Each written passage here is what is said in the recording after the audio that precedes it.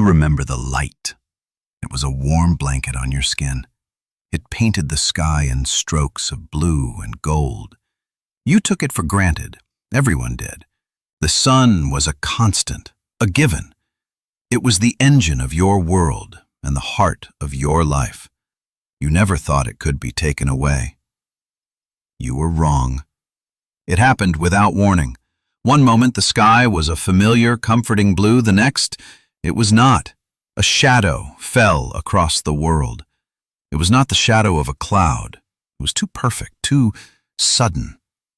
A vast, geometric shape eclipsed your star. It was a fleet of ships so large they blotted out the day. They were not there to speak. They were not there to trade. They had come for your sun. You watched from the ground, helpless. A beam of impossible energy lanced out. It struck the heart of your star. It did not shatter it.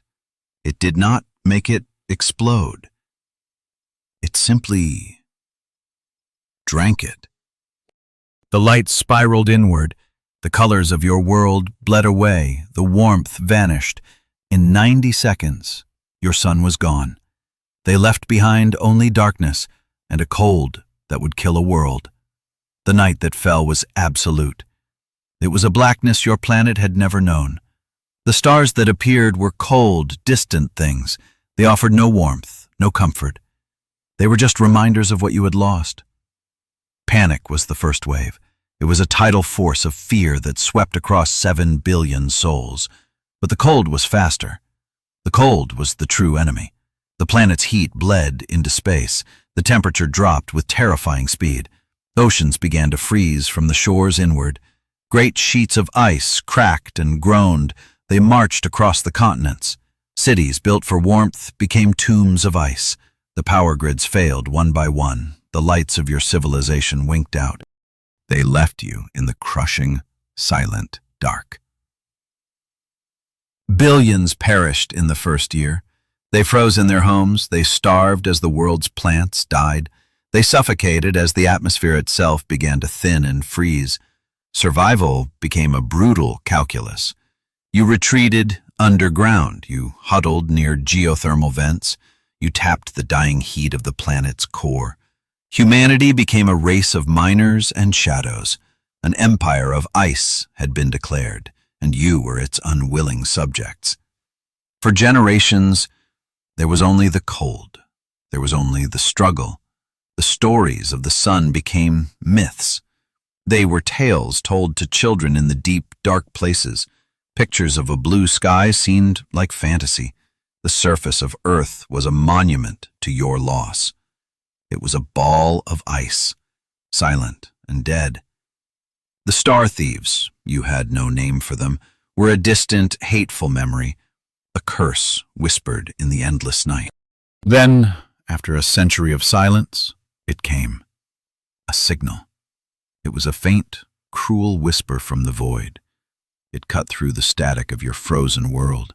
Your instruments, old and weary, captured it. They analyzed its contents. It was not a message of peace. It was not an offer of help. It was a boast. The signal was a complex data packet. It contained star charts. It contained logs of energy consumption. It was a record of their conquests. They had done this before, many times. They listed the stars they had consumed. Your sun was just the latest entry in their ledger. It was an act of supreme arrogance. They did not think you could ever reach them. They did not think you were a threat. But their pride was a fatal mistake. Buried in the data, in the taunting list of their crimes, was their location. It was a set of coordinates, a path through the darkness, a destination for your hatred. The signal was meant to crush your spirit. Instead, it gave you a purpose. It gave you a target. The whisper was cruel, but it was also a map to your revenge. A new fire was lit in the heart of your frozen world. It was not the fire of a sun. It was the fire of pure, unyielding resolve. Humanity, fractured and dying, came together. There was one mission, one single unifying goal. You would not simply survive. You would answer. You would build a weapon. You would build a ship. It was the single greatest undertaking in human history. Every resource was poured into its creation. Every survivor had a role. You mined the frozen asteroids of your own system. You repurposed the dead cities. You built forges in the planet's core. The vessel that took shape was not a graceful ark. It was a beast of metal and fury, a cathedral of vengeance. You named it the Retribution. It was a generational ship. It was designed to support a crew for centuries. It was armed with weapons powered by the same dark energy that had killed your world. You had studied their signal. You had learned their secrets. The Retribution was a final, desperate gamble, the last remnant of your species on a mission not of discovery, but of justice. Your ark was not meant to save your people. It was meant to doom theirs. The journey began. The Retribution left your dead system behind. It plunged into the starless void, a lone spear of light and anger. The first generation of the crew knew Earth. They remembered the sun. They carried the raw, fresh grief. They taught their children the stories. They instilled in them the purpose. The mission was everything. Centuries slipped by like ghosts in the dark. Generations were born, lived, and died within the metal walls of the ship. The memory of Earth became a legend, but the mission never faded. It was encoded in your DNA. It was the first lesson you learned. The hunt for the star thieves was your culture. It was your reason for being. You were the children of vengeance. Life on the ship was strange. You had no concept of a planet. Gravity was a force generated by the ship's engines. The only sky you knew was the star-strewn view from the observation deck. You trained in simulators. You studied the enemy's data. You prepared for a battle you might not live to see. Someone once joked that your people had the longest-running family grudge in history. It wasn't very funny, but it was true. Your entire civilization was a single, focused thought. Find them. After 5 centuries of relentless travel, you found something else. It was not the enemy. It was a distress call. The signal was weak, ancient. It came from a system you were passing through. Your protocols were clear. Ignore all distractions. The hunt was paramount. But this signal was different. It was filled with a sorrow that you recognized. It was the sound of a world that had also lost its sun. You changed course. You followed the echo to its source. You found a planet shrouded in a shimmering energy shield. It was a world clinging to life. You hailed them. The response was cautious. They were a species called the Cygnian. They were tall, slender beings with skin like polished obsidian. Their eyes glowed with a soft internal light. They were a race of scholars and artists. They were not warriors. When the star thieves had come for them, they had not fought back. They had preserved themselves. They hid their planet behind a shield powered by their dying star's last embers. They had been trapped for millennia, a race of survivors waiting in the twilight. They had watched you approach. They saw the fury in your ship's design. They recognized the pain in your message. They knew who you were hunting. An alliance was forged. It was a covenant of the broken. You met in the grand halls of their shielded world. The air was thin and cool. The light was a pale imitation of a true sun. But there was life here. There was wisdom. The Cygnian, the Elder Ones, possessed knowledge that stretched back eons. They'd studied the star thieves for generations from their gilded cage. They offered you their knowledge. You offered them your will. They had the mind, you had the sword. It was a perfect union. They gave you their star charts, their understanding of dark energy. They taught you how to navigate the twisted space the enemy called home. In return, you gave them hope. You showed them that someone was finally fighting back. You were the answer to their silent, millennia-long prayer. The Signian gave your enemy a name. They called them the Vor. The name meant the hunger in their ancient tongue. The name was fitting. The Signian explained their nature. The Vor were not a traditional empire. They did not seek territory or slaves. They were a biological imperative, a star-born plague that consumed suns to reproduce. Their life cycle was horrifying. They would drain a star of its energy. They would channel that power into a central progenitor star in their home nebula.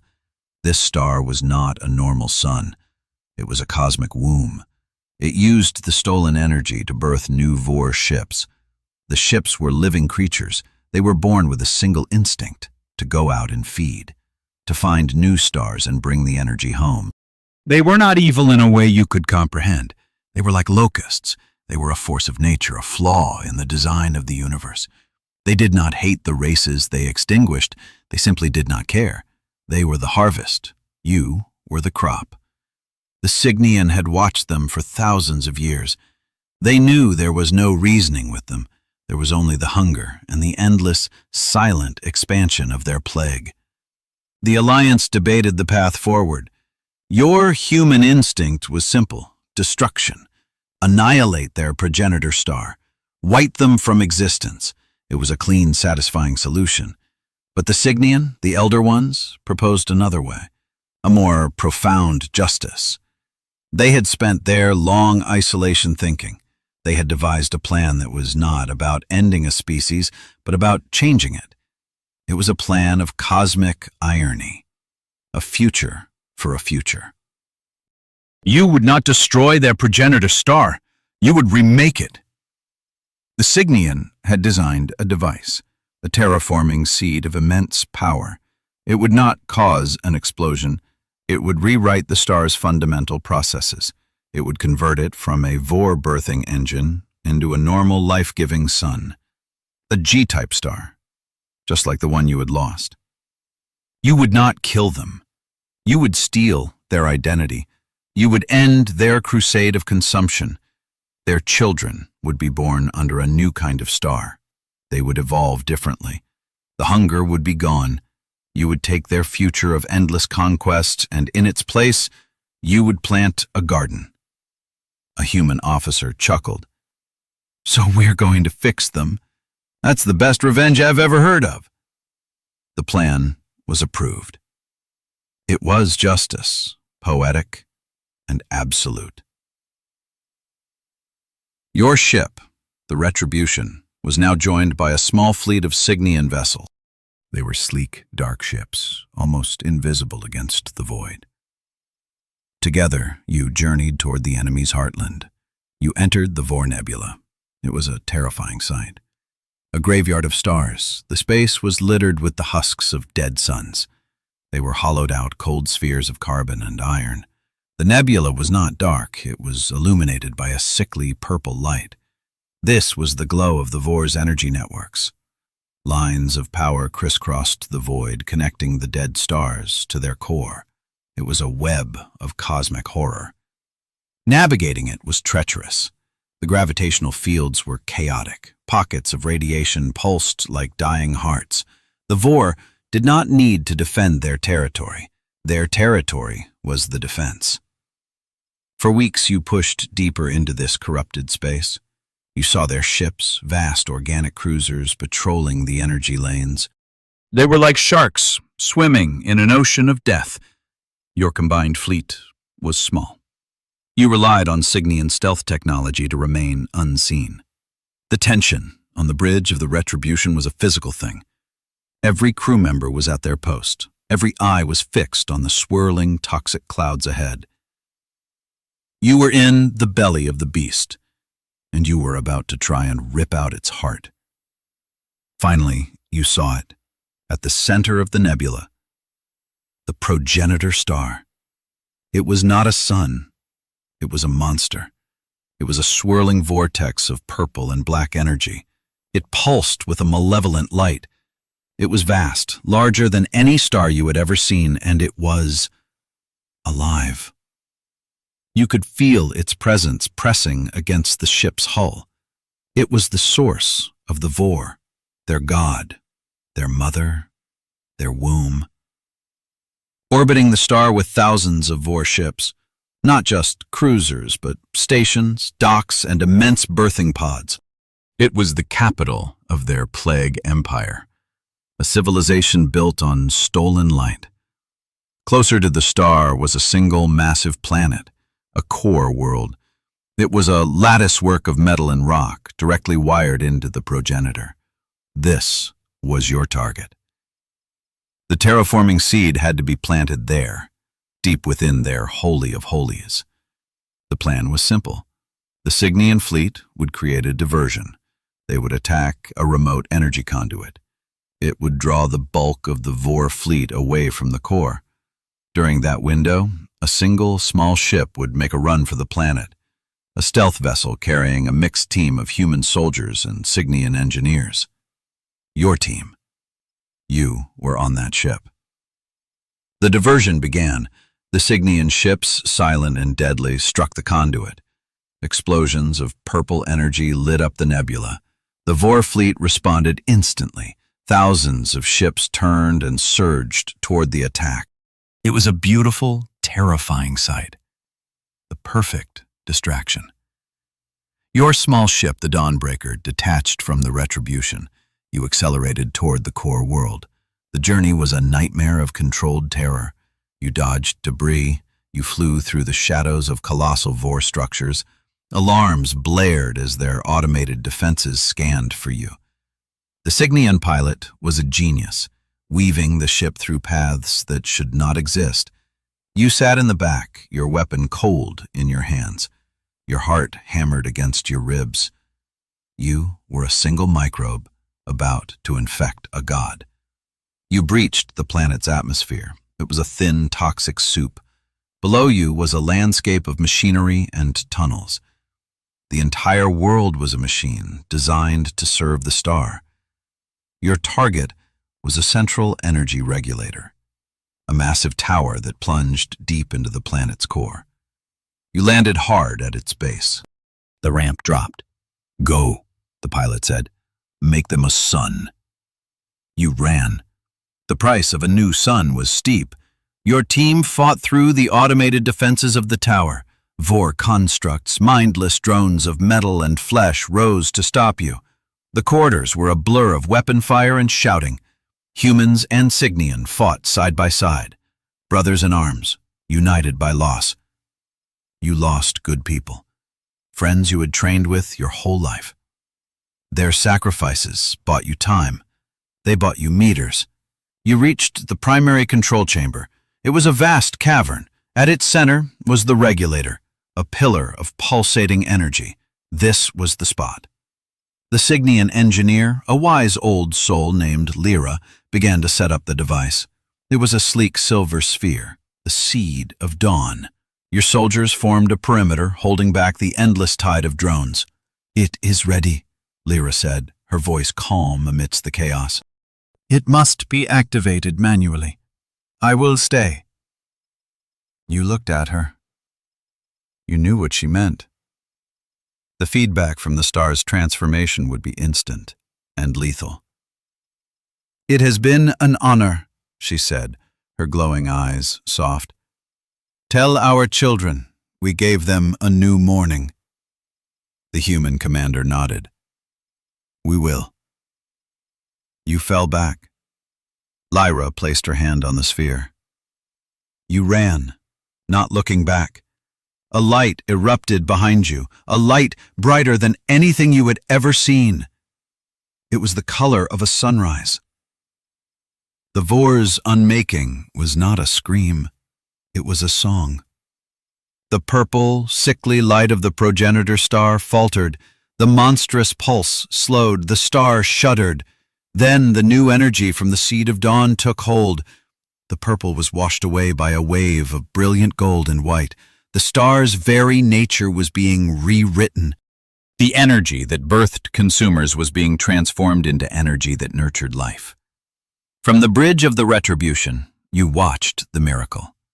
The Vor fleet, miles away, stopped its attack. They turned back toward their star. They seemed confused. Their connection to their creator was severed. The hive mind was broken. They were no longer a unified plague. They were just individual ships lost in the dark. Their progenitor star was no longer a womb of monsters. It was just a star, a young, beautiful G-type star. You did not destroy them. You saved them from themselves. The Vor would not die, but they would change. The next generation born from this new sun would not know the hunger. They would look at the universe with eyes of wonder, not consumption. You had not committed genocide. You had performed a forced evolution, a cosmic course correction. It was a vengeance so profound they would never even understand it. It was perfect. You did not return to Earth. There was nothing left for you there but a frozen grave. The Signian, now free, offered you a new home. In the Vor system, under the light of the sun you had created. The Alliance chose a planet, a world that had been a barren rock, a part of the Vor's machine. Now it was bathed in the warm, life-giving light of a new sun, your sun. You settled on that world. You named it Dawn. The Signian settled on a neighboring world.